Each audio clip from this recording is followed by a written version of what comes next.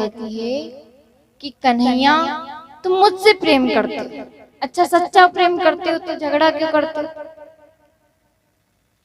अब कहा भी जाता है कि राधा और कृष्ण एक हैं। अच्छा कई बार हम मन में विचार भी करते हैं। अच्छा एक बात आती है कि अधिकतर हम कहते हैं कि कृष्ण राधा ने ब्याह किया, पर कृष्ण और राधा ने विवाह नहीं किया। क्यों नहीं किया? सच्चा प्रेम तो कान्हा राधा से ही करते थे, पर विवाह क्यों नहीं किया?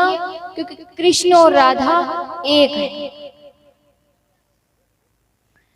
दोनों को कितना ही अलग मानो पर दोनों एक हैं।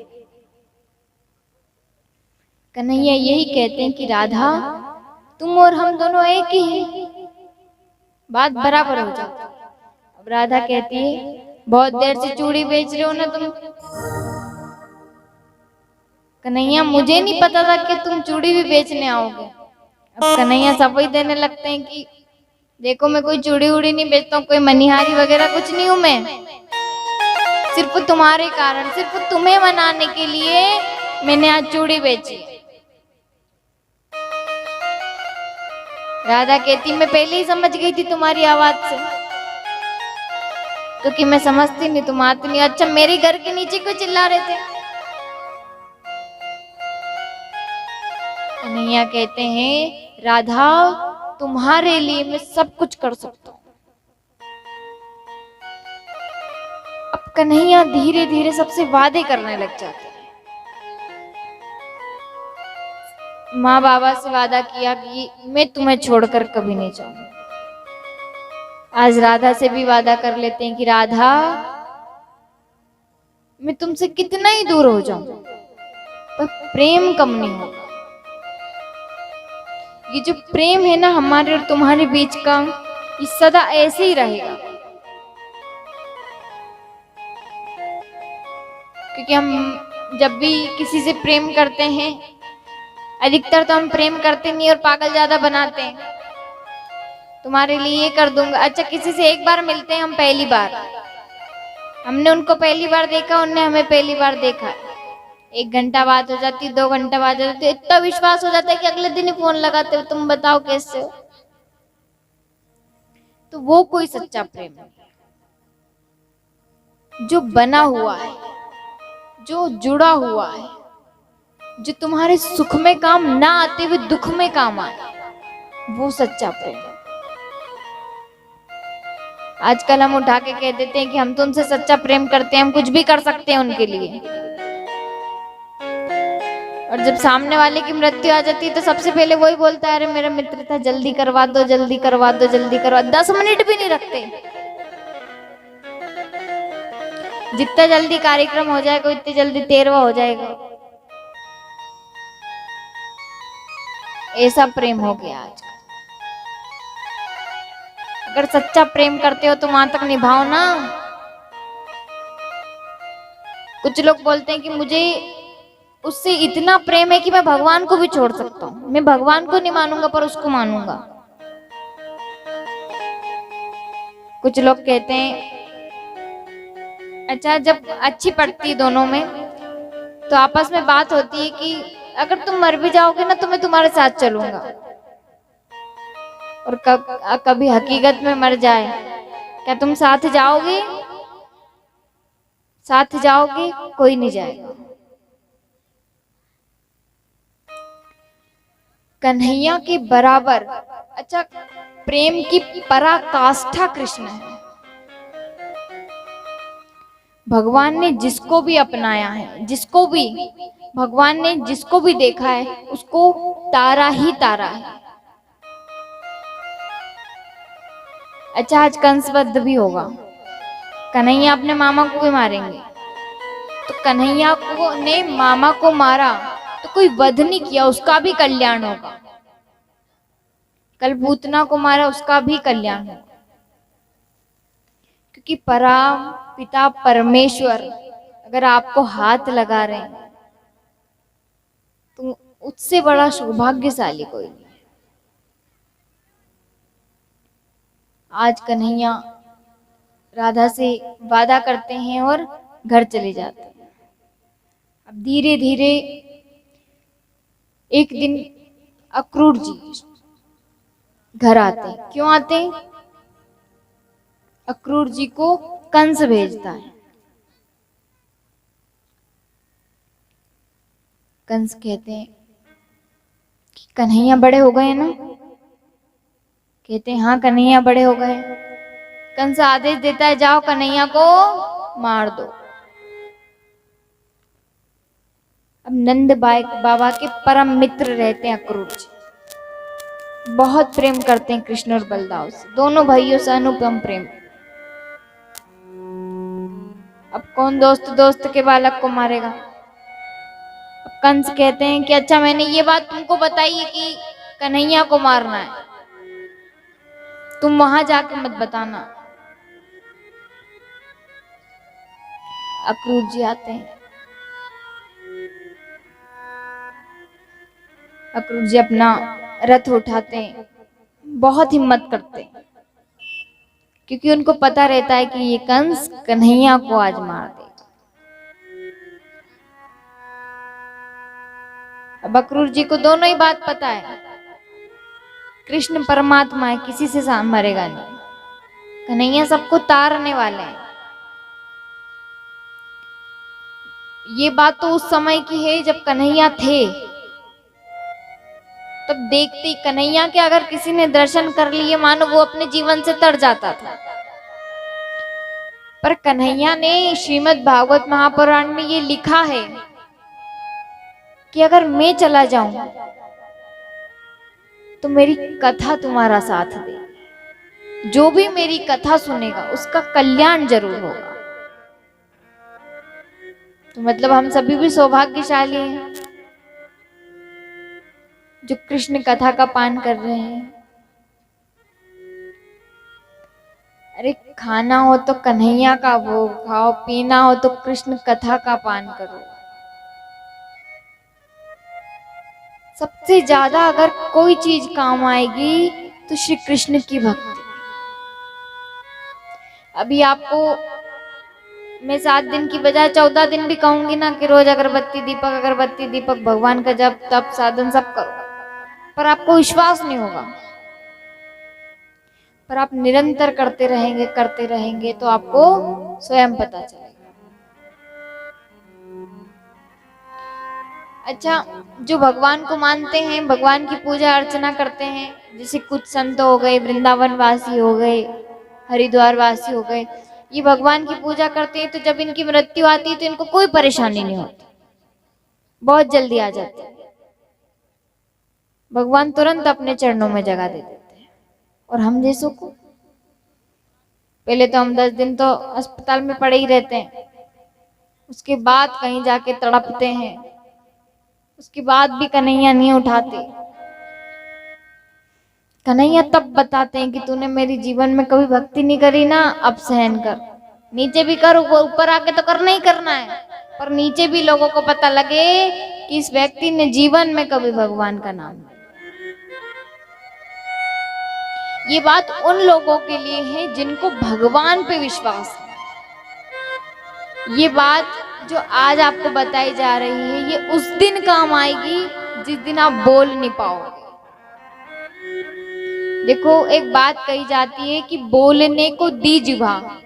अच्छा हम सब बोलते हैं, सारी बात तो हमसे हो जाती है, कहते हैं कि बोलने को दी जिह्वा तो बोलते नहीं है, पर आज का ना बोलना तुम्हें उस दिन काम आएगा जिस दिन बोलना तो चाहोगे पर बोल नहीं पाओगे। उस दिन तुम बहुत इच्छा करोगे एक बार मुख से राम राम राम निकल जाए, पर भगवान की कृपा नहीं होगी उस दिन, बिल्कुल नहीं।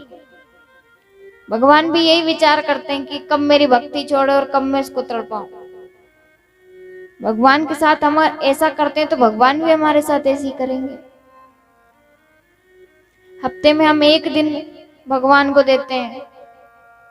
अच्छा दिन में सुबह उठते हैं हम 6, साढ़े 6, 7 बजे जो भी उठते हैं, उसके बाद 9 से 12 के बीच में हम भोजन कर लेते हैं। बीच में भूख लगती है तो भी कर लेते हैं, शाम को भी हम 8 से 12 के बीच में भोजन कर लेते हैं। समय बराबर है भोजन करने का। नहाने का आपका टाइम वही है जो आप रोज नहाते हैं, उसी पे नहाते हैं। आपको अगर काम पे जाना है तो वही टाइम में जाएंगे। आपके जो काम है सब निर्धारित है, उसी समय पर होंगे।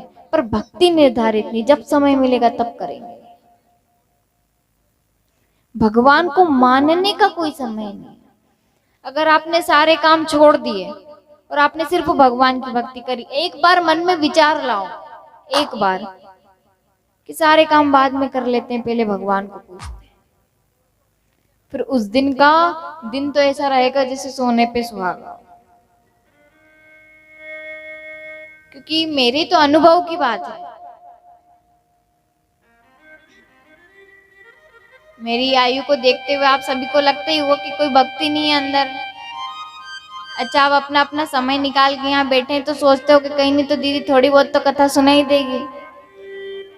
तो बहुत कम। देखो, कथा का भी कोई नॉलेज नहीं है, सिर्फ भगवान की जो कृपा है उससे ही। जब मैं सुबह उठती हूँ मुझे ऐसा लगता है कि 8 बजे कथा में मंच पे बैठना है, तो मन में ऐसा डर लगता है कि क्या बोलेंगे, कुछ आता ही नहीं है। पर फिर कथा करने के बाद ऐसा लगता है कि हे प्रभु आनंद दाता, कहाँ से ये ज्ञान दिया। फिर सुबह वही डर लगा रहता है कि शाम को क्या बोलना है, क्या भजन गाना है, क्या करना है, कैसे जनता को रिझाना है, क्या करना है। क्योंकि भक्ति आप सभी भगवान का रूप है मेरे लिए। अगर आपको देखा समझो श्री कृष्ण ठाकुर जी को देख लिया। शायद आप सभी के दर्शन करके ये वाणी मेरे अंदर आ जाती है।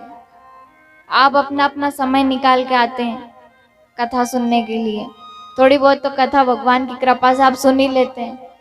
कुछ लोग सोच के आते हैं कि कहीं नहीं तो दीदी की आवाज ही सुन लेंगे, अच्छी होगी। पर वो साफ साफ स्वीकार करते हैं कि आवाज में कोई मिठास नहीं, वो भी भगवान की कृपा से थोड़ी बहुत। कुछ लोग सोच के आते हैं कुछ नहीं तो बाजे तो बज ही रहे हैं, नाच के आ जाएंगे, पर वो भी बराबर गाते नहीं आता है। जो भी चल रहा है सब भगवान की कृपा से चल रहा है। मैं तो स्वीकार करती हूँ कि मुझे कुछ नहीं आता, क्योंकि भगवान भी कहते हैं कि हमेशा जीरो रहना चाहिए। अभी 3-4 दिन पहले भी ये बात बताई थी कि जब तक जीरो रहोगे तब तक हर संख्या के आगे लगते जाओगे। जहाँ 1 बने वहां 1 की गिनती में आओगे, 2 बने 2 की गिनती में, हमेशा जीरो बने। जब तक आप जीरो बनते रहेंगे हर संख्या के आगे आओगे।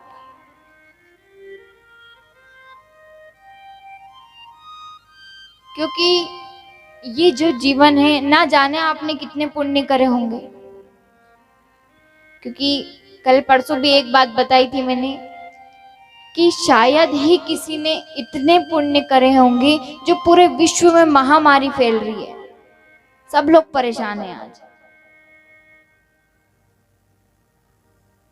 आज मुझे सुबह से ऐसी ऐसी खबर आ रही है कि जिसको मैं सोच भी नहीं सकती हूँ, फिर भी कथा चल रही है। हम अपने आप को इतना सौभाग्यशाली मानते हैं, और मैं आपकी वजह से मैं अपने आप को भी मानती हूँ, मेरी वजह से नहीं, आपकी वजह से, कि आप कथा करवा रहे हो, मैं कथा आपको श्रवण करवा रही हूँ। भगवान मतलब क्या चाह रहे हैं, क्या अनुपम कृपा बरस रही है भगवान की। आज लोग दूरी पे बैठे हुए, सब मास्क लगा के बैठे हुए, सब अपने अपने घर में, जिनको राशन पानी नहीं मिल रहा है, टाइम पे भोजन नहीं मिल रहा है, सारे अस्पताल भरे हुए हैं, जगह नहीं है, और हम कथा सुन रहे हैं आनंद में। अच्छा, आप ही बताइए कि हमसे ज्यादा कोई सौभाग्यशाली होगा क्या? नहीं होगा। अच्छा, कथा को आधे घंटे से ऊपर होने वाला, एक बार भी नहीं बोला जय जय श्री राधे, आवाज ही नहीं आई जय जय श्री राधे।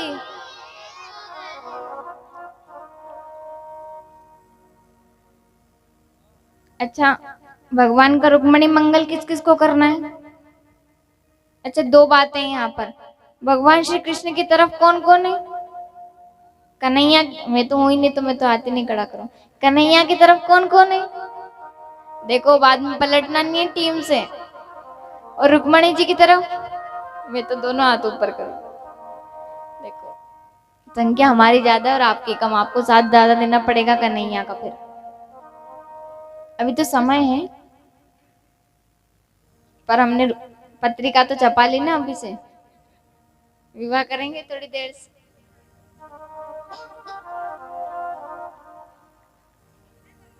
अब कन्हैया ने सबसे वादे कर लिए हैं कि किसी को छोड़ के कभी नहीं जाएंगे। अब अक्रूर जी आते हैं, ब्रज में पहुंचते हैं। अक्रूर जी के आने से एक दिन पहले कन्हैया सारी गोपियों को लेके, कन्हैया को सब पता है उनके साथ कल क्या होगा, परसों क्या हुआ, कल क्या होगा, आगे क्या होगा, उनको सब पता है क्योंकि उन्होंने सब कुछ रच रखा है। देखो, सब आज की सारी कथाएं छोटी छोटी कथा। अब आज सारी गोपियों के साथ कन्हैया रास रचाते हैं।